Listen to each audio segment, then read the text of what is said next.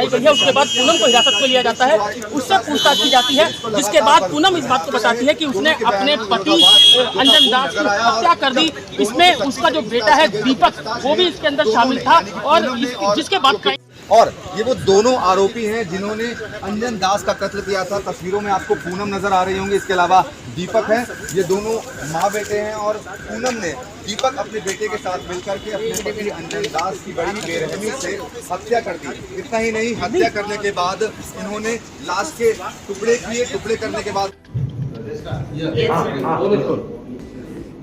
Crime branch Delhi police ने ये एक बड़ा लाइन मर्डर केस था PS पांडव नगर का, जिसको सॉल्व किया है। इसमें बेसिकली जो शुरुआत ऐसे हुई थी 5 जून को रामलीला मैदान में ईस्ट डिस्ट्रिक्ट में कुछ बॉडी पार्ट्स मिले थे। उसके बाद लगातार 3 दिन तक तो शुरू में दो पैर, 2 थाई, फिर एक स्कल मिला एक दिन, उसके बाद एक बाजू का हिस्सा मिला।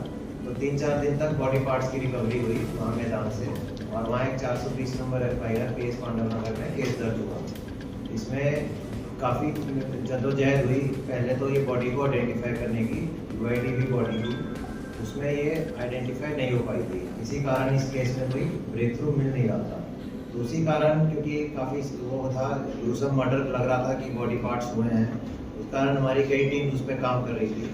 इसमें फाइनली हमारी न्यू दिल्ली रेंज की टीम ACP उमेश वर्तवाल और इंस्पेक्टर राकेश के अंदर इनका ब्रेक थ्रू हुआ जब ये बॉडी को आइडेंटिफाई कर पाए। इसमें बेसिकली इन्होंने काफ़ी जगह से उसमें फुटेजेस रिलीज हुई थी और उसके हिसाब से इन्होंने टेक्निकली एनालिसिस किए और उसके साथ साथ डोर टू डोर वेरिफिकेशन की।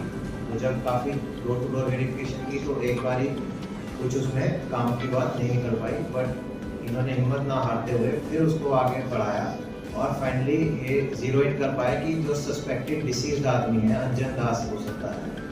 तो वो अंजन दास का जब फिजिकली इन्होंने और चेक किया तो पता लगा कि ये वहाँ पे 5-6 दिन से मिसिंग है, 5-6 महीने से मिसिंग है और थाने में कोई मिसिंग दर्ज भी नहीं है, जिससे और सस्पिशियस लगा कि इसके घर वालों ने मिसिंग भी नहीं दर्ज कराई है।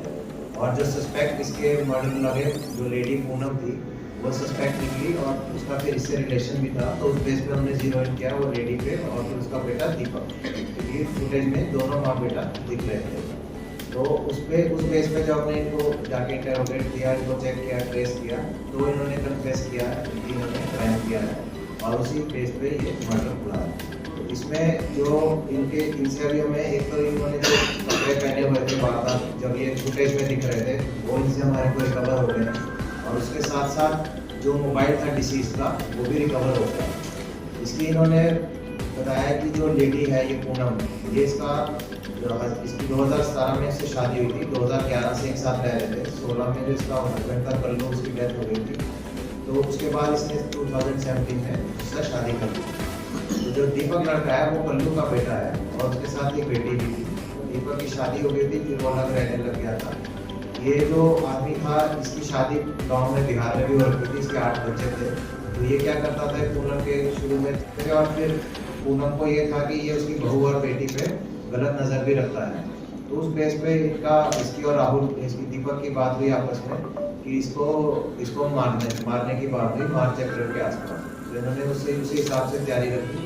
तो 30 मई को इसको पूनम के घर में इन्होंने उनको शराब पिलाई, उसमें नींद की दवाई डाल दी थी। थोड़ा जब वो बिजी हुआ उसके बाद उसने गला काट दिया, बाद में बॉडी छोड़ दी। पूरा दिन अगले दिन जब उसका पूरा ब्लड ड्रेन आउट हो गया फिर उसके टुकड़े किए उन्होंने।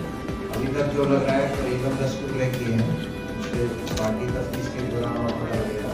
तो फिर इन्होंने 2 दिन 31 और 1 जून के आसपास वो सब अलग अलग जगह डिस्पोज कर दिए। उनमें से जैसा कि बताया कि अभी 6 तो मिल चुके हैं, बाकी 4 की जारी है। मर्डर कब किया था? मर्डर किस दिन था? 30 जैसा DCP अमित ने बताया कि बहुत मशक्कत हुई इस केस में, बहुत मेहनत हुई और जो बहुत सारी टीमें इसमें पहले लगी हुई थी उनको कोई सुराग नहीं मिल पाया था।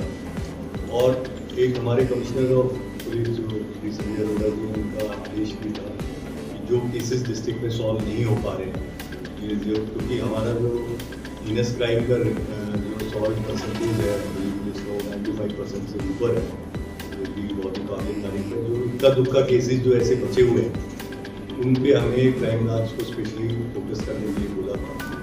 इस टीम पे अमित ने बहुत मेहनत की है। इसकी एक और टीम इनको पहले लगाया गया था, वो भी कामयाब नहीं हो पाई थी। अब फाइनली जो न्यू दिल्ली रेंज की टीम है, उमेश भगवान की टीम है, पुराने दिग्गज हैं स्पेशल सेल के, और इंस्पेक्टर राकेश की टीम है। इन्होंने बहुत मेहनत से इस पर काम किया और सीसीटीवी फुटेज को इन्होंने बार बार देखा। उसमें इतना तो जरूर आ रहा है, रात के अंधेरे में जो है एक लेडी और एक आदमी कुछ बैग में ले जा रहे हैं और वहाँ जाके रामलीला मैदान या जो गंदा नाला है शोरूम का, वहाँ पे डिस्पोज ऑफ कर रहे हैं। लेकिन उनकी चेहरा या उस तरह की आइडेंटिटी इस्टेब्लिश नहीं हो पा रही थी, ये कौन लोग। वहाँ पे पूछा गया कोई मिसिंग पर्सन है, कोई गायब हुआ है जिसकी बॉडी इन्होंने डिस्पोज की है, उसमें भी कोई कामयाबी नहीं मिल पा रही थी। इन्होंने आसपास के पुलिस स्टेशन की सारी मिसिंग थाने, उसमें भी कोई कामयाबी नहीं मिली।